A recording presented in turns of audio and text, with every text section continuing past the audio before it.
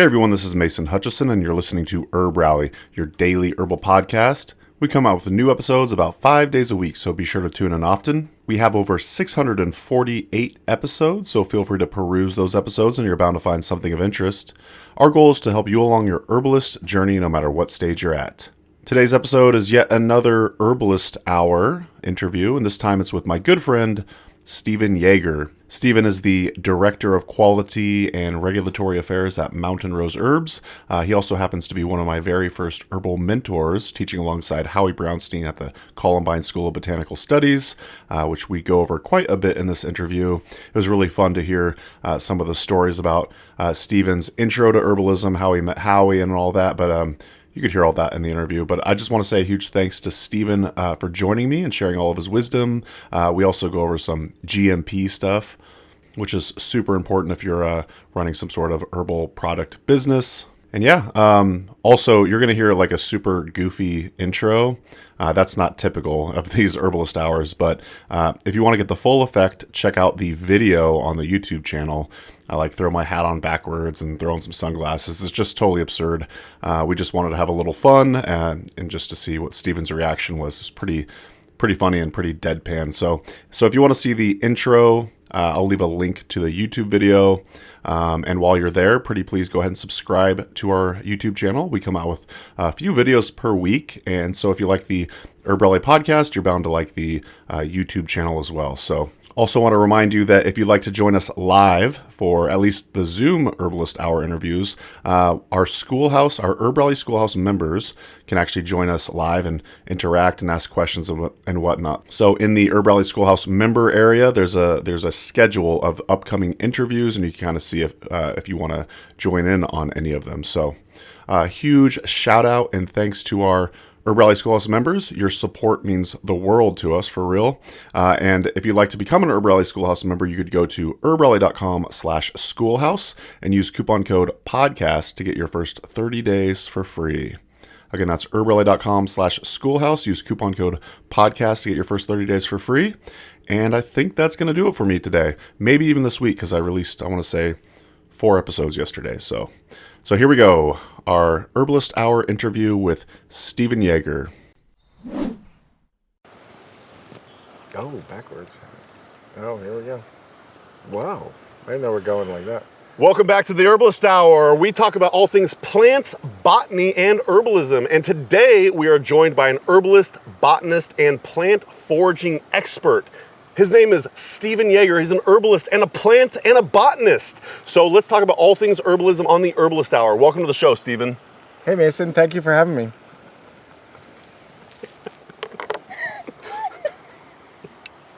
Did I do okay? I didn't flinch.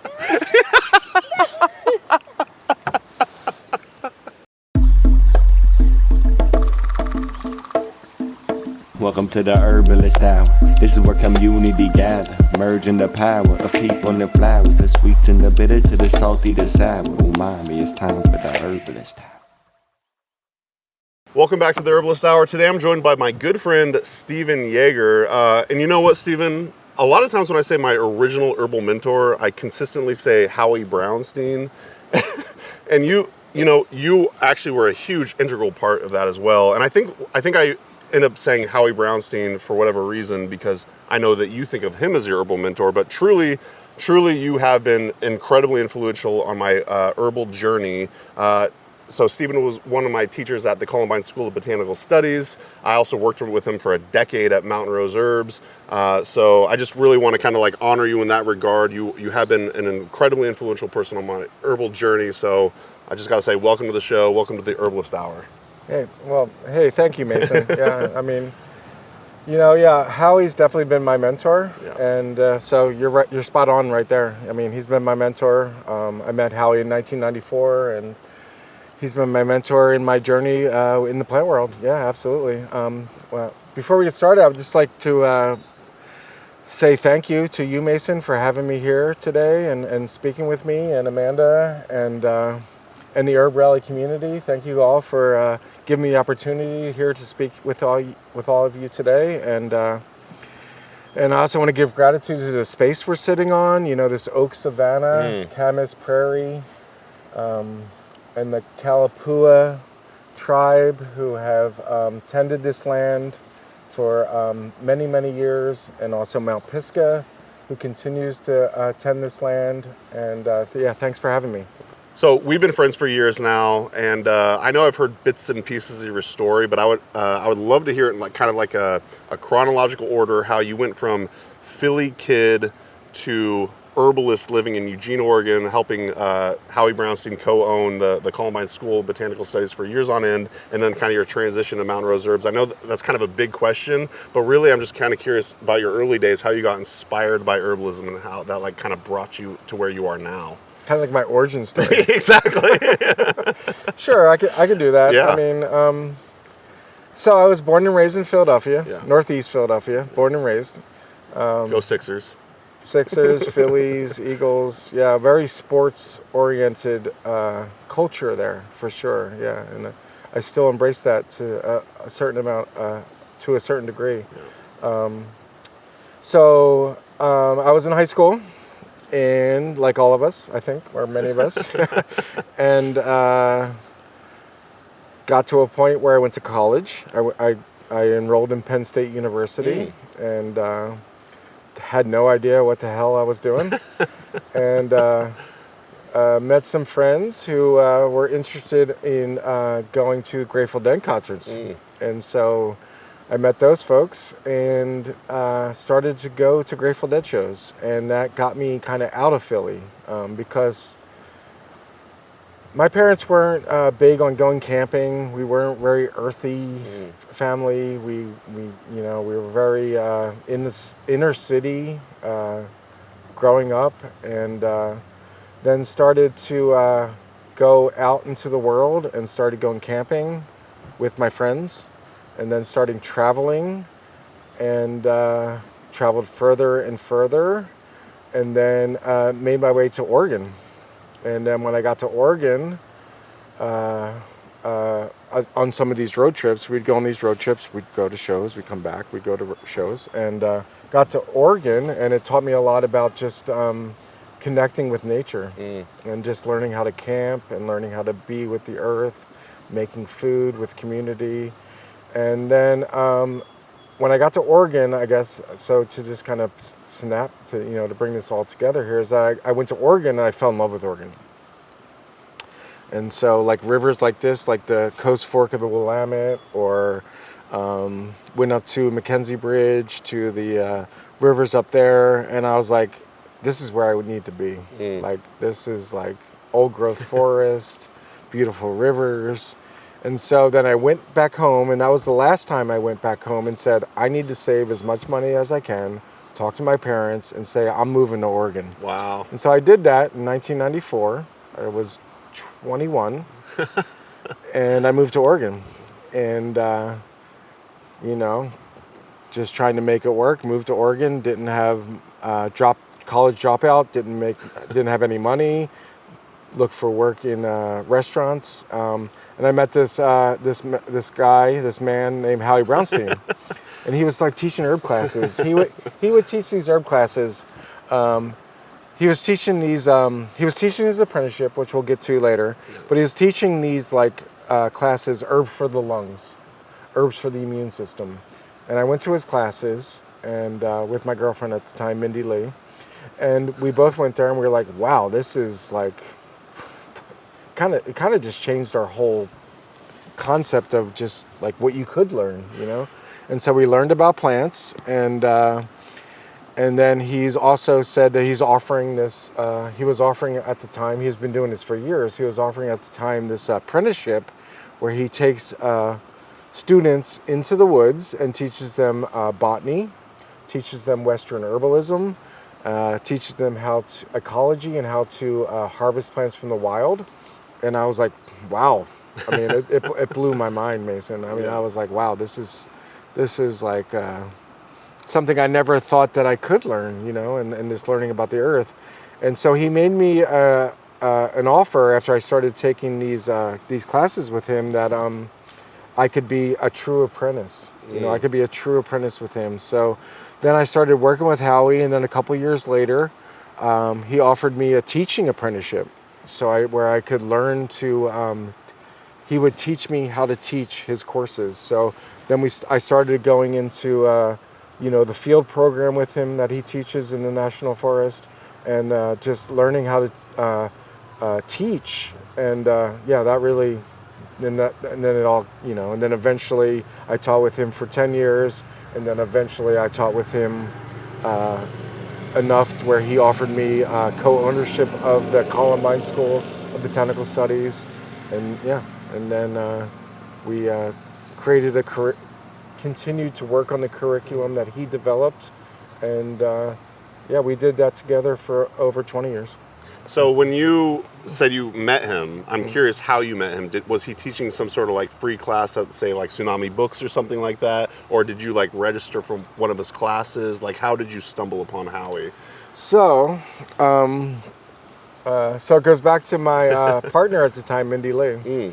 She was working at a fast food restaurant that was vegan, that started in Eugene. And I wish I could remember the name right now. But it was way before Cornbread Cafe. Way before that, yeah. I forget the name of it, but they had 2 locations in Eugene, and it was and their basis was a fast food, vegetarian restaurant. And she worked there, and she met this gentleman, Lawrence Birch, and he was working there. And Lawrence was working with Howie at the time, or taking Howie's class at the time. And Mindy Lee came home, and she's like, we should like go maybe check out this class. And I was like, sure. So like Mindy Lee, I give her, you know, she really pushed me into this. And so we both signed up for Howie's class, and that's kind of how it started. This is one of my favorite parts about the podcast is I get to ask you these questions because, or, you know, like my herbalist friends, because, you know, sometimes we just bullshit and we talk about this or that, but I don't think I've ever heard that. So selfishly, I love this, but yeah. And really, Mindy Lee's inspiration to push me into that class changed my life. Clearly. Yeah. I mean, it appears as if you essentially dedicated your whole life to the plants from then on. At that point on, like the work with Howie, he kind of focused me.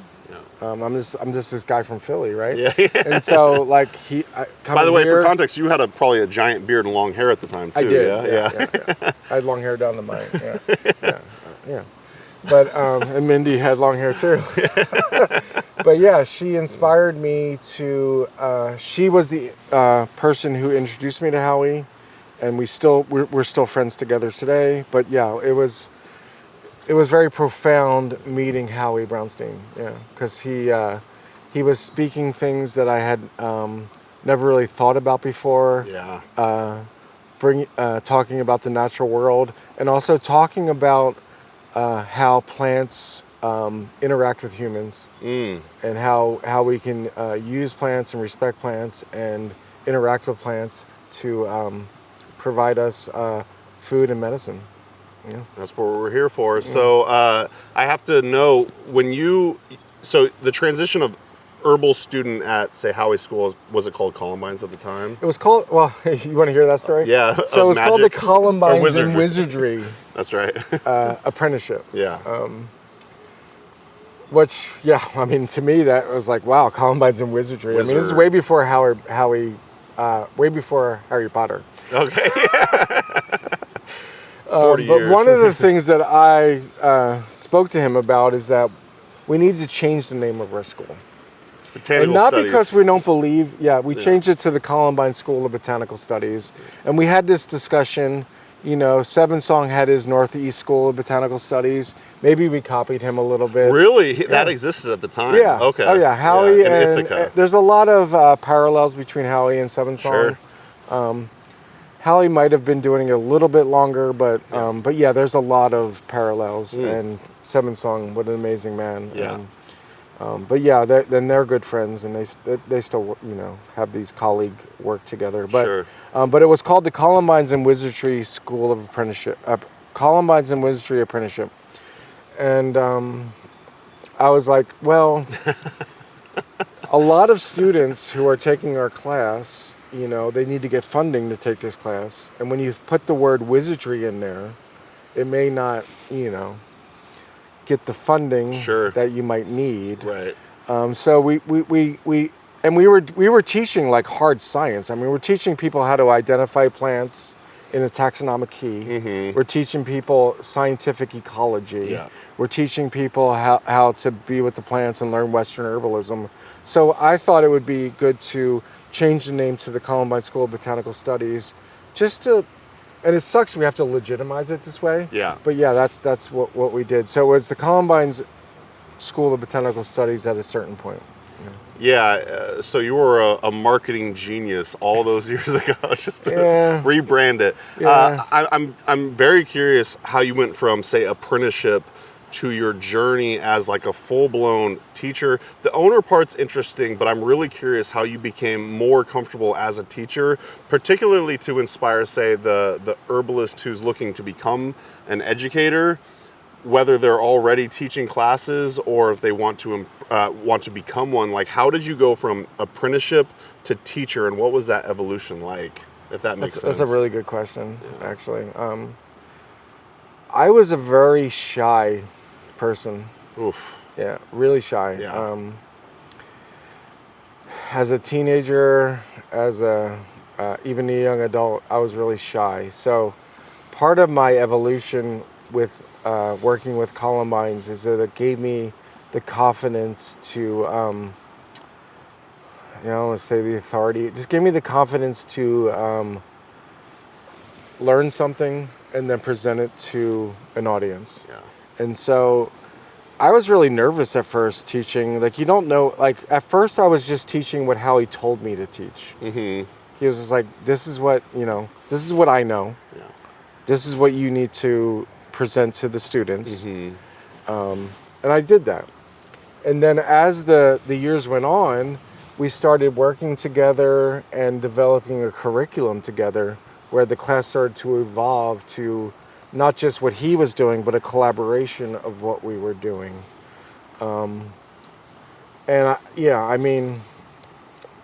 Repetition, and not luckily, but one of the things with Columbines is that we would teach the same. We would take students into the field and teach the same class 3 times a week, because we wanted to have small classes, because we're taking people into wild places or native, national forests. Sure. So basically what our class was about was we would take 15 students a year and we break them into 3 groups of 5.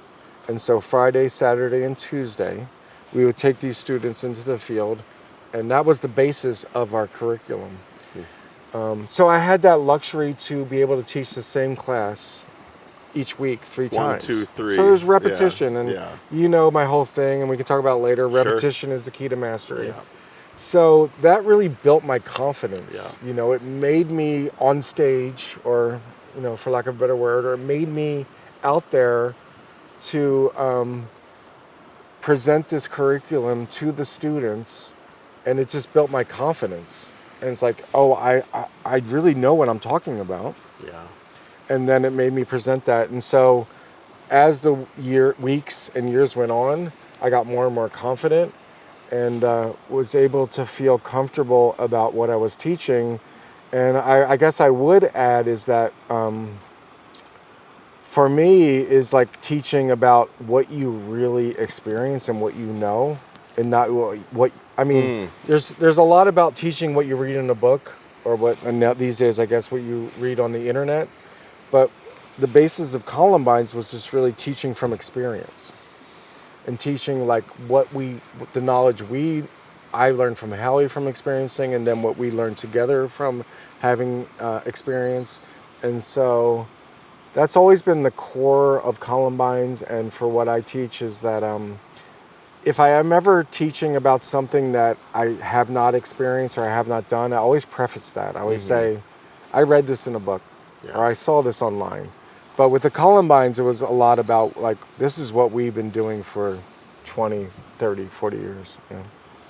I also identify as a very like shy person, especially in my early life. So I just want to say, there are people out there that are just naturally gifted teachers and like just very charismatic, and they don't care, and they just go out there and be public speakers and whatnot. But for you out there who's listening and want to, be inspired by, say, Steven's story, I'll like, also kind of share in the fact that my first interview on the Herbalist Hour, I was extremely nervous. Now I get excited for it. So really, it's just a matter of each time you do it, you get a little more comfortable, Herb Rallies, the whole story of Herb Rally is the same way.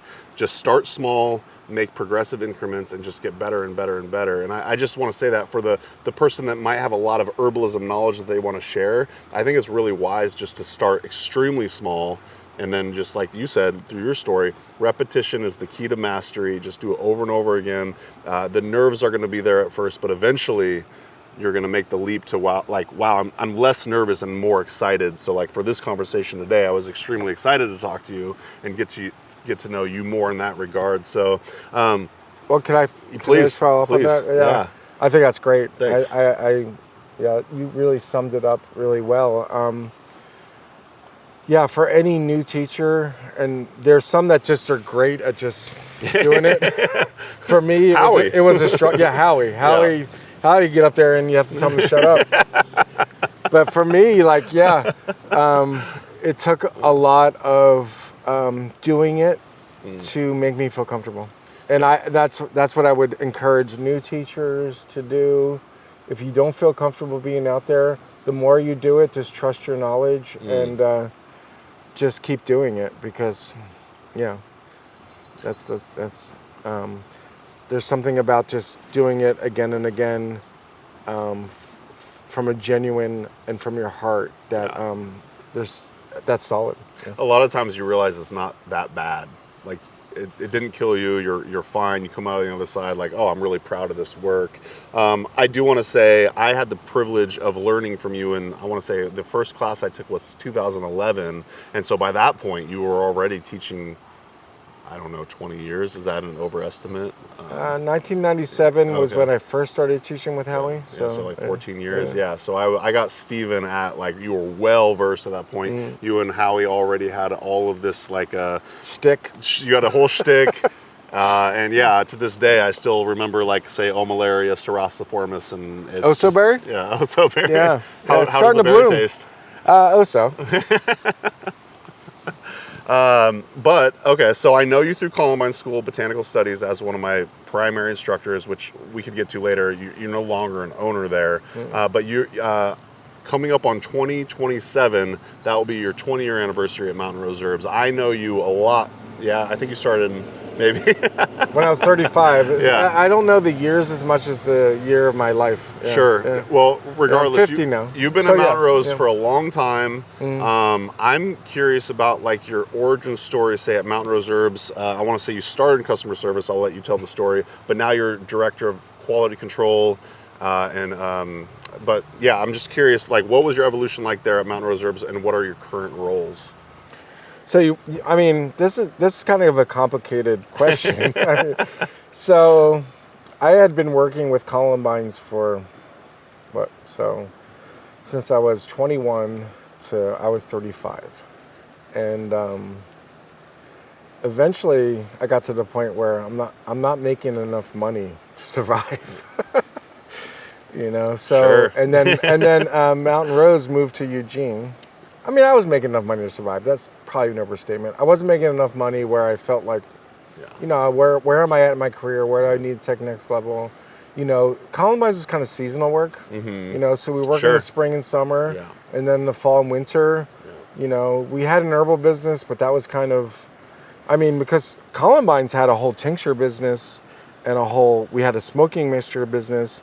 Howie was one of the first, Columbines and Wizardry was one of the first companies to have a mail order internet business. Wow. Howie was on board with the internet in the 90s, He's pretty before tech-savvy. anybody else. Yeah. We would we would print catalogs. Yeah. Hard copy catalogs. Yeah. And we'd have a mailing list. We'd send hard copies to all over the country. with our phone number and our email address, and we would. And at the time, this was before supplements or herbs were really they had a legal definition, but it was before it was being enforced. And so like people in the United States would get our catalog and they would call us. But this was just our phone number. Yeah. So like we wouldn't know, like, and at the time I was living in Howie's house. I had a separate space, but we were living in his house. When we answered the phone, we weren't sure if it was going to be our friend or someone we knew, or someone who was wanting to place an order for Oregon grape or echinacea or Ursula. Yeah, they didn't know. So we would answer the phone, and sometimes we'd have to talk to them for a half hour about this is how the herbs work and this is what happens. So, I mean, I digress there, but it's interesting. So I was working with Howie for years before working with an herbal company, Columbines and Wizardry, through mainly retail and through local sales. We used to provide tinctures to Sundance, Kiva, what now is called Capella, New Frontier, and that was my job to bring tinctures to these health food stores in Eugene.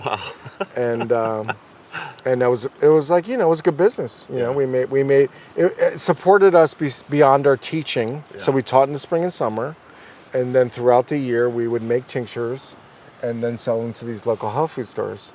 But it wasn't. Eventually I became 35, and it was like, well, I'm not making necessarily enough money to support myself throughout the year. And so Mountain Rose moved to Eugene around that time, a little before that. You can connect the dots, but and I got a job. I was like, I'm going to get a job at an herb company. Let's do that. Let's get a job at an herb company.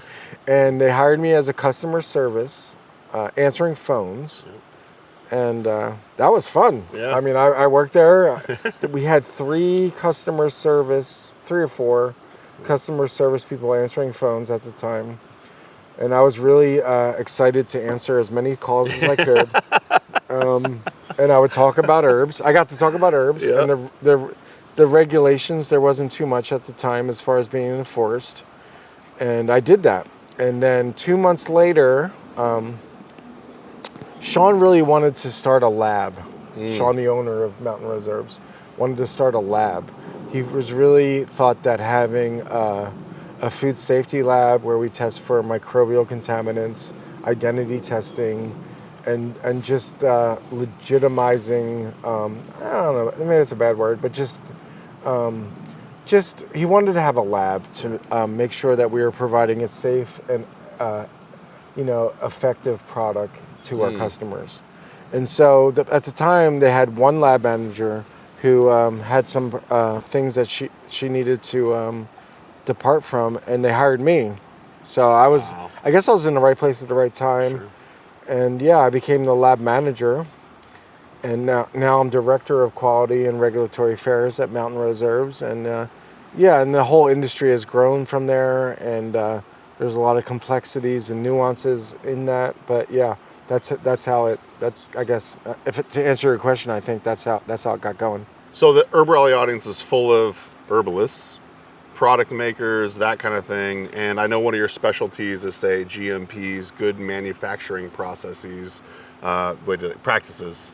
Good manufacturing practices. Okay. GMPs. So, and I know, like, your good friend Asa Waldstein, you and him, like, a lot of times will co-teach classes on GMPs and stuff like that.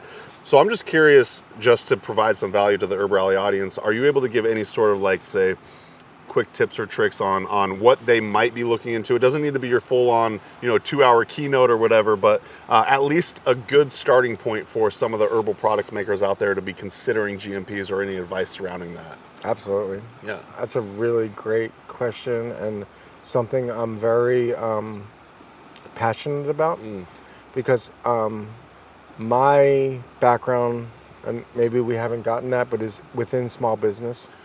I'm very supportive of small herbal companies being successful in the regulatory landscape of this country. There's laws that are in place that we need to adhere to provide safe and effective products to our consumers in this country. And what I would recommend, there's a lot that could go on. Yeah, I teach with AHPA. We're teaching a class in June at the International Herbal Symposium together in regards to how companies can be compliant with good manufacturing practices. Herbal supplements, they call them. Yeah. So you sell your tincture, it's considered an herbal supplement. Your valerian tincture is an herbal supplement. It needs to be compliant with federal regulations. The products we sell are highly regulated, but it's attainable. It's attainable. And I think the biggest thing is not to be overwhelmed with the regulations, is to maybe seek guidance on how you can comply with the regulations. A lot of the regulations are things you already do documenting the amount, batch records, a lot of things you do already for accounting purposes. Overlap with good manufacturing practices. Yeah, and I'm not going to say it's easy. It's a daunting task. And I kind of understand where the government's coming from because there's a lot of bad actors in this space. But I recommend working not only on your innovation and your marketing, but also keep an eye on the regulation part. And one of my mission in working with AHPA and also working with just the companies that we supply at Mountain Rose Herbs is helping small businesses be compliant. Because there is a wind blowing that larger corporations are in this space right now. But I would recommend that don't give up, and compliance is possible. That's great. And, I don't know if this is almost anti-advice, but Sean Donnell, the owner of Mountain Rose Herbs, when we interviewed him, I almost want to say his business advice was don't worry about the GMPs and all that stuff when you start, but but just say, start your herbal business and then maybe educate and learn and grow from there, but don't let all of that stuff bog you down. But I do think it's a very wise idea, especially as you grow, to say take classes from Steven Yeager and Asa Waldstein and all these other experts in the field of GMPs and everything, because it's going to be important once you get to a certain size. I don't know if you have a comment on that, but I do. Okay, yes, please. Well, one, I want to just give shout out to Sean. Yeah. What a wonderful company to work for, Mountain Rose Herbs. Absolutely. Giving us all the opportunity to bring herbs and spices and tea blends to the world, and had the foresight to be compliant, and also have the quality aspect. Yeah. The one thing I would maybe disagree with is that there's federal law. Yeah. Right. You can't ignore GMPs. The federal government has regulations and a certain expectation of compliance. Yeah. So you can't ignore it. Yeah. Yeah, we're all expected to be compliant if we're small or a big company. Yeah. Big companies struggle the same way these small companies do. So that's the thing that I don't think many people maybe think about, is that the big companies are struggling just as much as the small companies. Yeah, we're all trying to work on our documentation and to be compliant with federal regulations to provide a safe and effective product to the consumer. Yeah, so just to give a quick shout out to the International Herb Symposium, it is a fundraiser for the United Plant Savers.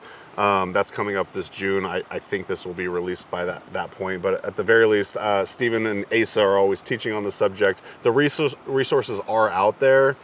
So heed Steven's advice. Definitely learn the stuff if you're going to be selling herbal products, because it is important. Actually, that is a nice segue. We talked about AHPA. We talked about United Plant Savers. I want to bring to light some of your nonprofit work. As far as I know, you're on the board or president or this or that on various nonprofit organizations. And I would like to kind of either chat about the mission and your role in each one, just because I'm curious. So we could start with United Plant Savers. You are on the board of directors. Can you tell me like a little bit about, say, their mission and what your role in that is? Yeah, absolutely. Yeah. United Plant Savers, what an amazing organization. I've been on the United Plant Savers, for a number of years, probably, I guess at this point at 8 years or. Wow. Yeah. But their mission is protecting native plants that are used in commodity to make supplements or in herbal products, and primarily herbs that grow in the United States. And United Plant Savers tirelessly works on bringing to light the use of these native plants that have been used for literally decades, if not centuries, and the core of the organization of UPS is their at-risk list, which is a number of species that are that we have deemed to be, we might not have them. Yeah. We might not have those species, or they're so overused that we need to talk about it. We need to discuss, like, are there alternatives for these species? These species perhaps have been over-harvested, or these species have threats against them because of lack of public land that they're used to be accessible on, or just that there's not really accessibility to these plants anymore due to environmental concerns such as browsing or cement or so. And we still rely on a lot of these plants to provide us medicinal value, like golden seal or echinacea. So United Plant Savers keeps that discussion in the conversation, and we have a toolkit. So we have a tool that has been created to measure these plants, to determine if these plants are at risk of being overharvested or at risk of not being something we should be using in commerce. Okay. And that's United Plant Savers, and their work. Rosemary Gladstar started that organization. We have a board that continues. I was just at a board meeting in Ohio at their sanctuary, Southern Idaho in Meigs County, and Susan Leopold, our executive director, does an amazing job keeping the board together and also protecting these native plants. Other nonprofits I'm part of is the American Herbal Products Association, which is a different bent, is keeping the ingredients and the finished products that we use accessible and keeping it at an integrity that is safe and effective to the consumer. So American Herbal Products Association is about promoting the responsible commerce of herbal products. There are companies in this space that are not doing that. Mm-hmm. And so the American Herbal Products Association is working with regulations, but also working with companies to make sure we have a safe and effective product on the marketplace. And then in my own personal life, I'm very excited about working with the Native Plant Society of Oregon. Yeah. So that's protecting, the mission is to protect native plants, ecosystems, the enjoyment and the study of native plants in this state. to just keep that important, make sure that we keep the native plants and the ecosystems intact, because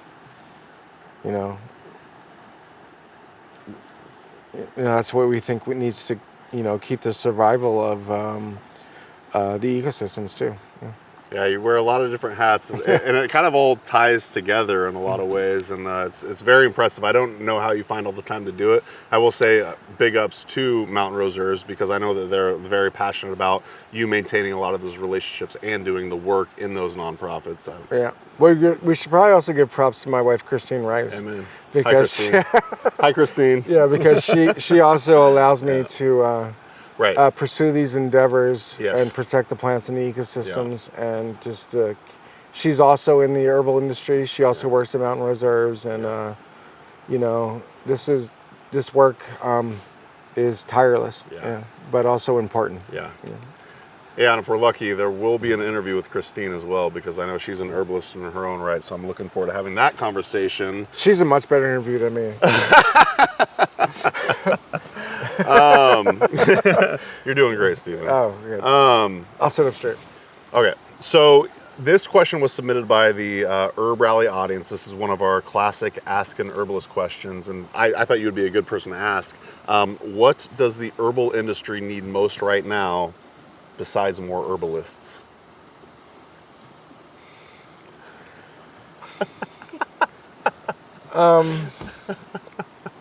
The herb industry. Yeah. So I probably would need to maybe have more definition of what you mean by that. I guess you could be referring to, say, like the field that Mountain Rose Herbs plays in, and AHPA, and all the different herbal companies, or you could take it almost as like the herbal community as a whole. Well, one thing, I guess, let's bring it just to the consumer and to the people buying the herbs. I mean, the herb industry needs consumers who are educated and know what they're buying, and will push back on the companies they're buying from to make sure that those herbs are safe, effective, I keep saying that, and also sustainable, actually. Because I think that's something that's going to keep coming up, not keep coming up, but that's something that's going to, the sustainability aspect of herbs is something that the industry, and I would assume as consumers are going to, we all need to be in this together about what's going to be sustainable. Yeah. Because a lot of the herbal ingredients that are in your products are harvested from the wild. Yeah. So that's something I think that could be something to think about in the future. The more educated the consumer could be to ask the questions. Don't just buy. Ask your companies the questions you feel that are important to you. Is it safe? Is it effective? Is it sustainable? I think those are the important questions that need to be asked by the consumer. I knew I could count on you. Okay. All right. Well said. I kind of want to shift gears a little bit and kind of get to know Steven a little bit more. I have to say, Steven, you're an amazing home chef. You're like, I'm always like blown away by like the things that you're bringing up and the different culinary traditions that you're experimenting with. So I just kind of got to know what is currently inspiring you. Like, what's one of your favorite, say, meals to make for dinner and so on? So yeah, cooking has definitely been a kind of like this place I go to in this world where I can come home and just follow recipes basically, or work on recipes that I've learned and then enhance them. So yeah, I love cooking for my family and my friends, and I don't know about specific. I'm not probably getting into specific recipes, but definitely getting into that space where I can, we use a lot of local ingredients. We're fortunate here in Eugene, Oregon, to be part of a vegetable and meat CSA, where we get ingredients and we're dealt a hand, and then we can make dinners, lunches, breakfast from those ingredients. So breakfast. Yeah. So, yeah, I mean, I don't know if that's the gist of this question necessarily, but yeah, I really like making food from real food, and eating that and nourishing our bodies. Yeah. And I kind of bring it up because I was just telling Amanda the other day about, like, say, the lettuce wraps that you've made for me before, and they're just like, not to give like an indicator of, say, what you're cooking in the kitchen or whatever, but that was just a meal that you made, and I'm like, oh my gosh, it was so good.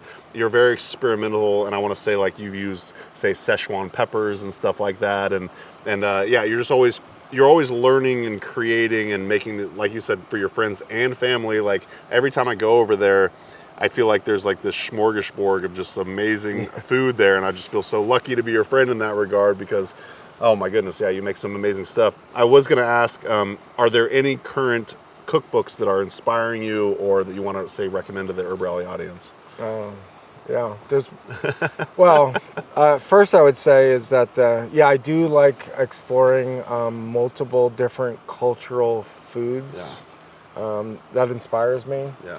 It inspires me to use cookbooks. I mean, because, you know, it's similar to making like tinctures or extracts, or like learning from herbal teachers about, you know, what herbs or, you know, preparations you might use. I do the same thing with my cooking, is that, or my, you know, the meals I make, is that mainly I learn a recipe, I use that recipe, and then I'm able to like expand on that recipe. And then so I use the recipe, and then, you know, maybe branch off from that. There are some cookbooks, and I wish I could pronounce the name of the cookbook I'm using, and maybe I could provide that later to you, because I don't think I can pronounce it. Yeah. But there is a, you're definitely right on. There's author cookbook that I'm using right now, which is actually a group of chefs that they're making this recipe, these cookbooks, and I will share that with you later. Please do. I just don't want to butcher their name right now.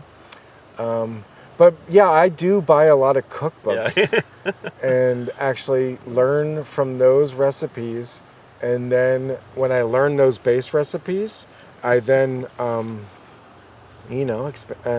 take my artistic liberties to expand on those recipes. Yeah.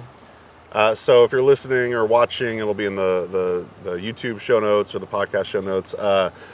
Yeah, I want to say one of the meals you made was mapa tofu, and like that was just like a game changer for me. I'd never had that before, and you're again, like, props to you. You're a very good cook.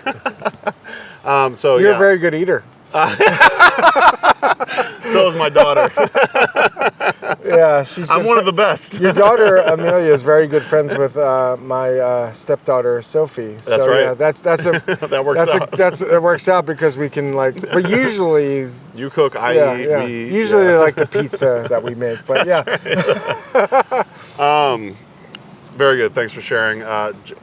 Just to switch gears, I'm trying out this new question for the Herbalist Hour. You can tell me what you think, but if I were to say, Steven, what's your spirit plant, what would you say? Wow. Yeah. Is that? You know, it's kind of like asking what your favorite plant is. You know? Right. Is that doable? Yeah. Is it not a good question for the Herbalist Hour? Should I keep this? I get the meaning of that question. It's hard to choose one. It's really hard to pick one plant because, like, you know. Okay, how about this? If I were to say, Steven, what's your spirit plant for 2023? Do you have one? Is there one that, for instance, 2 years ago, I remember cow parsnip. I couldn't get it out of my head. I planted it in my yard. I don't know if that was wise or not. Like cow parsnip, I love that plant. I actually learned it in Columbines. I remember we made a tincture out of the seeds as like an aromatic, I want to say digestif or something like that. But is there a plant that you're currently just really vibing with? I have a lot to say about that. Sure. Yeah. About cow parsnip or? Do we have time to just talk about we got, that? Hey, listener, do you have time for this answer? So my favorite plant, okay. I think it's hard. You know, I mean, I'm going to go back to when I first started learning about plants with Howie and just in general. I wanted to try every plant. Sure. I just wanted to learn about every plant that ever is useful, or I would make extracts, dry it, make tea, whatever. Like I want to learn, so it was like 50 plants, Yeah. And then as you start to learn about plants more, it kind of gets refined, eventually it becomes like 10 or 20 plants, or, mainly 10 plants you use all the time, maybe 20 for like certain things. Another thing about plants, if you're experiencing them in the wild, is that I've had the luxury of going to wild places and like being in ecosystems, teaching plants. Some years I would, and it might not even be medicinal or useful, but I would see a plant that year, learn it, and it was like, I've been going to the same place for 10 years. Yeah. It's like, I never saw that plant there. And then all of a sudden you see that plant, and like, it's everywhere. It's like, how did I not see that plant? Yeah. And then it was like meeting a new friend. It was like, wow, that plant's everywhere. How did you not see it before? And maybe I'm digressing right now. No. But you're putting off the true answer. Yeah. I don't really have right now a new plant that I'm into, but I'm very much into deepening the relationships with the plants that I know and use for my friends, family, and personally. So like I use valerian, I use logisticum, which is an osha or a type of osha. Yeah, this is osha. I use Oregon grape. I use bitters. I use astringents. A lot of it is just using plants that are practical, that every day that, I use plants that really just, that I use to, that you might not, you might buy these as over-the-counter drugs or something, an astringent, a bitter, or, help with digestion, help with drying and drawing and shrinking swollen tissue, or a nervine that would help you just relax. So I'm really right now into just deepening the relationships with the plants that I have already a deep relationship with, and then just learning those plants more, just deepening those relationships with the plants I know and love already. I don't know if that answers your question. It is, and what you said. But I don't have a new plant this year, so I wish I did, I guess. But yeah. when you were talking, it kind of reminded me of like a true Steven Yeagerism. Is you started noticing these other plants, say like, oh, I saw this plant and now I see it everywhere. One of the things about you doesn't mean it's useful though. For sure, no, exactly. But one of the things I know about you and appreciate about you is, and I'm not in this way because I don't know the plants this deep a level as the way you do, but one of the things you do... You do. You just give yourself more credit. Well, man. Okay. But I was your teacher. I know you do. One thing about you is you love, like, say, correct me if I'm wrong, but like, say the tiny flowers, the ones you need the loops. And that's where I'm like, oh, Steven likes the tiny flowers because he gets to like live in the magic, like through the tiny little loops. And I appreciate that about you because I feel like that's kind of underappreciated, like in general, like, what do you call it? Conspicuous versus say inconspicuous. You like the inconspicuous, if I'm getting it correctly, because you got to get deep in there. You got to get on that plant's level to really appreciate the magic. And when you were saying that earlier, I was like, oh, I think that might be what Steven's talking about. Like, you really got to get in there and be like, oh my gosh, this plant is phenomenal and I missed it this whole time. Am I correct in that assumption, or? Mason. What, he touched, Mason, you touched on a lot of stuff right there. Well, inconspicuous versus conspicuous is a botany term in some texts. Okay. Inconspicuous means, and I like to describe it this way, is that something you can't see with the human eye. Yeah. Like you kind of, inconspicuous means like, if you can't see it normally, then you need to look closer with maybe magnification. I do like small flowers, and I appreciate you bringing it up to me again. I think, the one thing about learning botany and learning using taxonomic keys to learn plants and maybe get into that whole level of speciation You know, we could learn like Oregon grape. There's 3 berberis species that grow here in Oregon. Medicinally, it doesn't matter what species it is. Yeah. They're all useful. Yeah. But if you want to get honed in on the botany of it and learn, is it Berberis nervosa?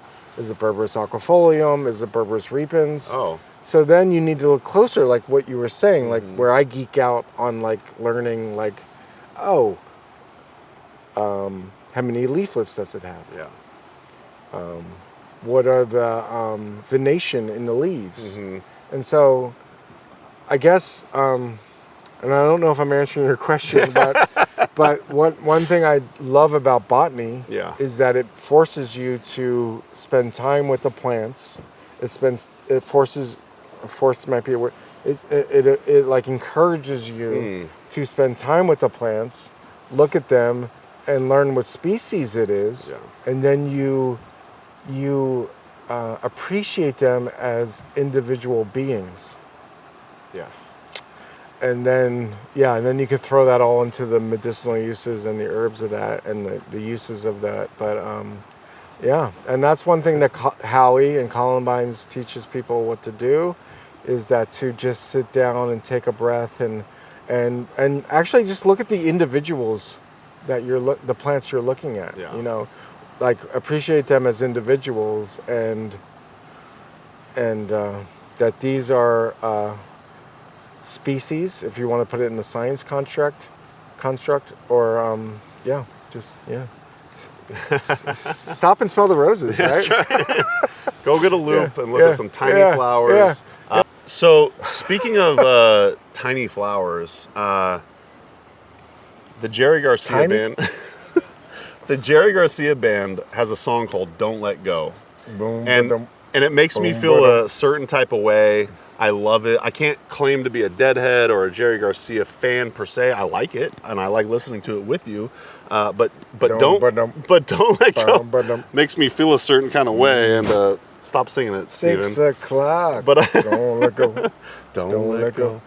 I'm curious if there's a Jerry Garcia band song or a Grateful Dead song that makes you feel the way you see me react when I hear "Don't Let Go." Or again, is that too? I think Oregon? It's the song you're talking about. "Don't Let Go" makes you feel that way. Why would it? You already exposed yourself. That's true. to that song. So yeah, it makes you feel the certain way too. Okay. Yeah. Good answer. The fact that that you appreciate a song. Yeah. That makes you kind of move your body. I don't know if we can go much more on that, but yeah, don't let go. Don't let go. Ooh wee. This feeling's killing me. Aw, shucks. Wouldn't stop for $1 million. Do you have to keep going? I love you so. Just hold me tight. Don't let go. Don't let go. Don't let go. All right, go look up that song if you don't know it. Actually, I bet half the audience knows it. But nah, probably not. It's kind of obscure.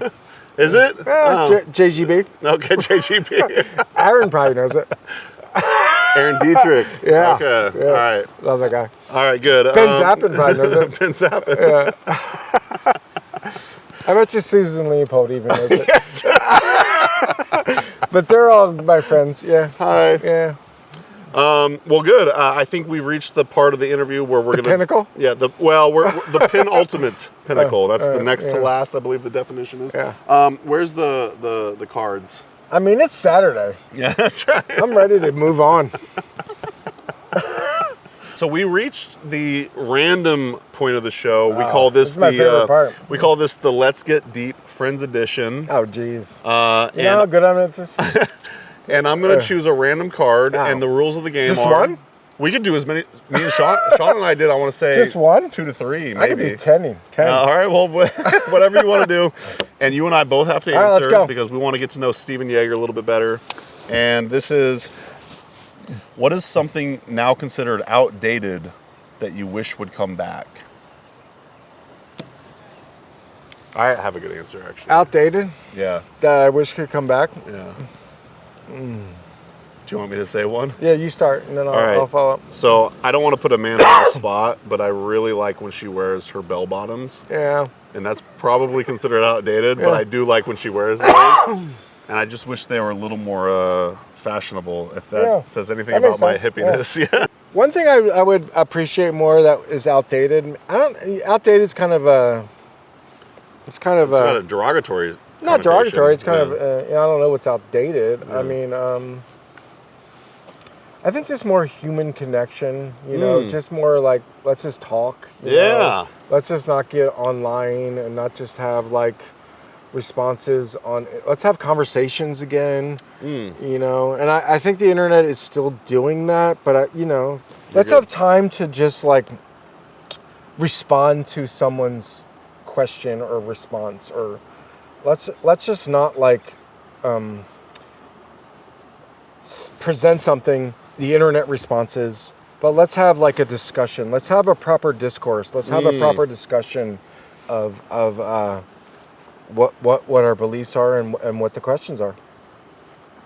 That's a great answer. I love that. What's something that you don't get the hype about and why?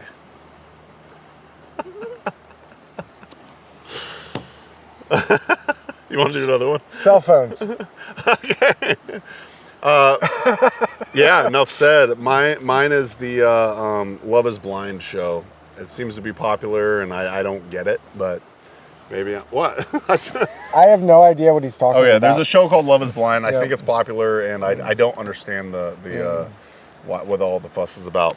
All right, we're gonna call one more. One more. One more. All right, let's go. One more. That one I didn't feel satisfied. Choose? Oh yeah. Well, I like to mix things up. Ooh, I'm really into like tarot and kind of the oracle. This is kind of a and tarot. So this kind of reminds me of like an oracle a little bit. So this is like Let's Get Deep Friends edition. I will say. What are the other editions? Like Enemies edition? There's like there's like lovers. There's lovers. Yeah. How about Enemy edition? Yeah. No, I haven't seen that one yet. Okay. So let's do a little spread out. Okay. Oh, yeah. All right. There you go. Pick one. Okay. Oh, you want me to choose? Yeah. What is your comfort food? My comfort food? Yeah. Is definitely fried chicken. Oof. I love me some fried chicken, especially if it's done well. It's difficult to make. Yeah. Yeah, I like me some fried chicken. Especially a little panko crust. Yeah. I'm gonna go like a stew. Yeah, a stew. Yeah. Like a stew. Especially in the winter. Yeah. You develop it just hits the spot, and that's one thing that I'm missing about, like, say, on the RV experience, is it's difficult to create that level of depth of flavor, like, say, via stew on the RV, because you have so much propane, and it's not like you're cooking for hours on end on your stovetop. So yeah, I love a good stew. I would mention something about you being here in Eugene, Oregon with your RV is that you might be sacrificing certain cooking aspects, but you've been like engaging the community in a way that you might not have been able to from Wisconsin. So so it's like you have to give up having a high-end kitchen, or not high-end, but your kitchen at your house. We have a very average kitchen. Well, I mean your average kitchen at your house. Yeah. But you're here engaging the herbalist community and providing the Herb Rally community with insight that that inspires all of us. Yeah. Thanks for saying that, and I agree. It's very interesting to be visiting Eugene, say, almost like on a visiting standpoint, because whereas I grew up here, and now I feel like while I'm here, I want to make the most of it, and like hang out with you and Christine and all these other people that I used to, like, I don't want to say take advantage of, but like take for granted.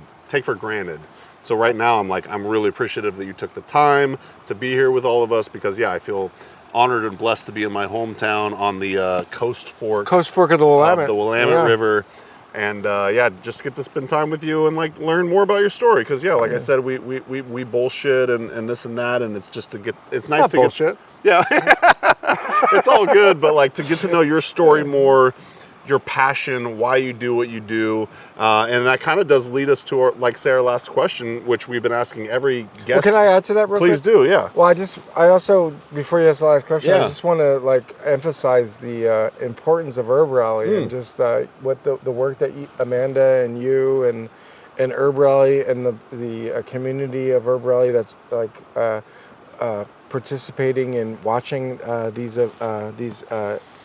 interviews and just everything that Herb Rally does. I just want to thank you for the good work that you do, because plants are really important, and we need to remind, or not remind. It's just really great that the plants provide us the substance that we need to survive and be good in this world. Amen. Thank you for saying that. And yes, we really like highlighting the plants, but really we're trying to highlight the people that are doing the work for the plants, because that's our mission. We all have our own mission, and so thank you for saying that about Herb Rally. That's definitely what we're trying to do here. So the final question is, what's your big why? Like, why do you do what you do? And the second part of that question is, what keeps you learning and growing? Well, I do it to piggyback off just what I said, I do it for the plants. Yeah. And the earth. Yeah. Yeah. That's what inspires me to have a place on this planet, is to just the plants, the earth inspires me to be alive. And then what I can learn from these beings that are much more intelligent than I am, and then learn from these species and these plants, and then share that with the other humans that I interact with. That's what it's about. It's about just coexisting with the earth and the plants. Yeah. Speaking of learning and growing, one thing I know about you, again, kind of like the small flower situation, you ended up becoming borderline, I don't know if you identify as, say, an expert, but the fruits of particular plants, and you took your study and your knowledge through the Columbines School of Botanical Studies, and you took it even further, and you're I'm going to start learning about these various different fruits of plants and everything like that. And I just always found that interesting, because you love the plant so much that you just kind of take it to the next level, take it to the next level, take it to the next level. I just want to become more intimate with these plant species, and I'm going to do that by learning about how they produce fruits and stuff like that. And it's I think that's a really cool thing. And it seems like you're just constantly learning. You're constantly participating in these various nonprofits that are helping the plant world. And I just want to give you props and gratitude for doing all that. And I just think it's the coolest thing, because I took my botanical studies so far, but you just keep elevating yourself year after year. So thank you for having me today at Herb Rally, and just to be able to have the opportunity to spend time with plants, and to just be a present with them and be part of their existence. And to have the seasons go by, and then watch them go from dormancy to flowering to fruiting. Mm-hmm. And I learned so much from the plants. Really just inspires me to be alive, it just really inspires me to be in coexistence with the beings that are around me, these individual plants. So it's been great having a conversation here by the coast fork of the Willamette, and have you back in your hometown. And you're one of my best friends, and I really appreciate you giving me the opportunity to share some time with you today. That was amazing. Thank you so much, Steven, and really appreciate all of you listening in and joining us here today at the beautiful Mount Pisgah in Eugene, Oregon, and we'll see you in the next episode of the Herbalist Hour, so you take care.